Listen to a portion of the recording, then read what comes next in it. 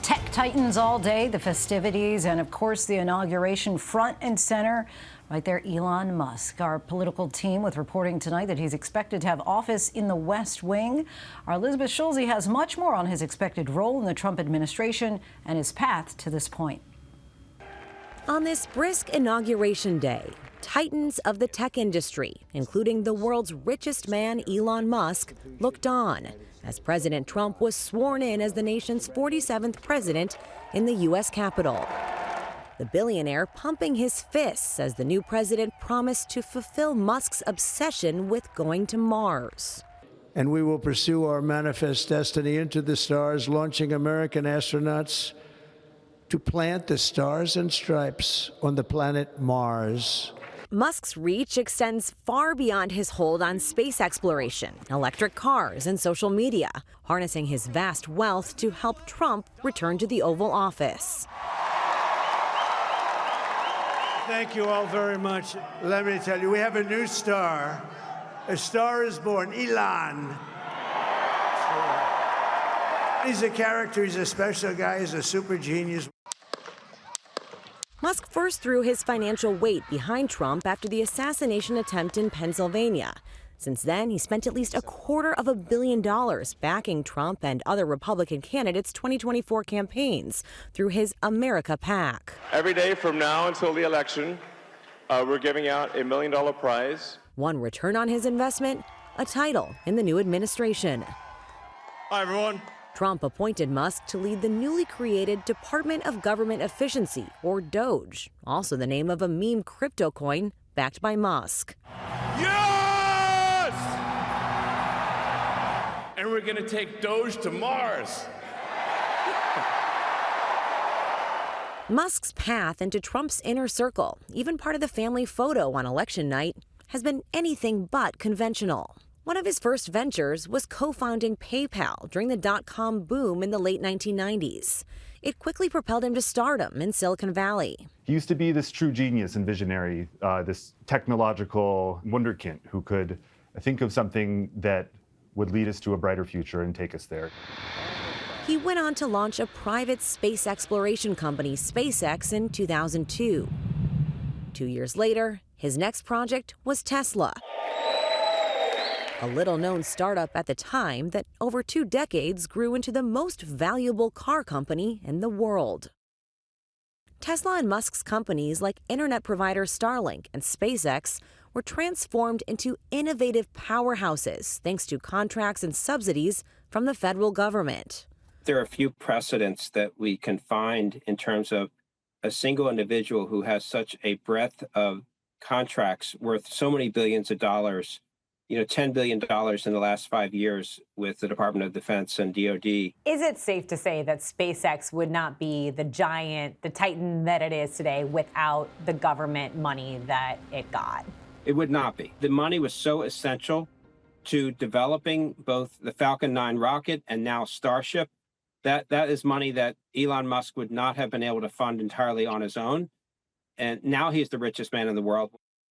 Elon Musk's companies didn't respond to ABC News' requests for comment. One of his latest ventures, buying the platform formerly known as Twitter that he renamed X, has turned into a key venue for the billionaire to express his views on culture, policy, and politics, often pushing misinformation and conspiracy theories.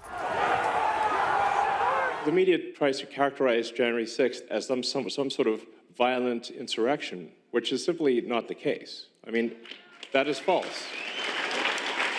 Some credit Musk's posts on X and his threats to fund political campaigns against lawmakers who defied him as the reason a bipartisan funding bill in December failed, resulting in a near government shutdown. Musk weighing in on foreign policy, too. He was present for at least 2 phone calls that Trump had with foreign leaders, speaking with Ukrainian President Volodymyr Zelensky. Starlink has been a critical provider of internet services in Ukraine. The ties there run deep. His companies are very powerful, and they literally span the globe. On the eve of the inauguration, Musk met with China's vice president, setting himself up as a liaison with the world's second-largest economy on critical issues like trade and a potential sale of TikTok, which still faces the threat of a nationwide ban. Musk's ties to Trump's campaign and presidency, combined with his business's links to the federal government, are already redefining the relationship between money and politics. We're overregulating 6 ways to Sunday. He wants to basically change the oversight of his company. And who best to help do that than the President of the United States? A level of power and influence former President Joe Biden pointedly called out in his outgoing address to the nation. Today, an oligarchy is taking shape in America of extreme wealth, power, and influence that literally threatens our entire democracy, our basic rights and freedoms, and a fair shot for everyone to get ahead. The powerful forces want to wield their unchecked influence to eliminate the steps we've taken to tackle the climate crisis, to serve their own interest for power and profit. As for where Musk will continue to wield his influence, reports indicate his office will be right next to the White House. Will the bromance last? I don't think so. I don't think those two personalities can stay friends for too long. But even if he lasts the next 2 months, I think that he'll leave a tremendous impression on the Trump administration.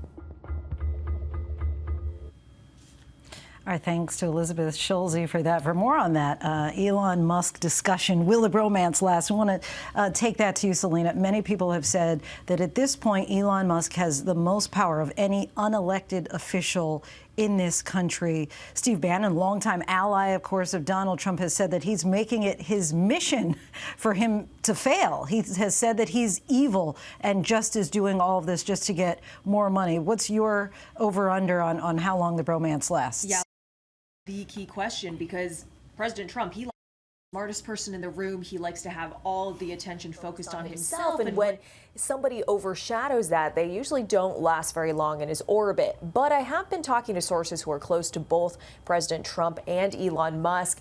And what I hear is that they have a different kind of relationship where there's this mutual respect and it's a friendship. They say it's a more level playing field because you have the world's richest man and the world's most powerful man. And because of that, they believe that it could last longer. But no question, I mean, he will have enormous influence potentially.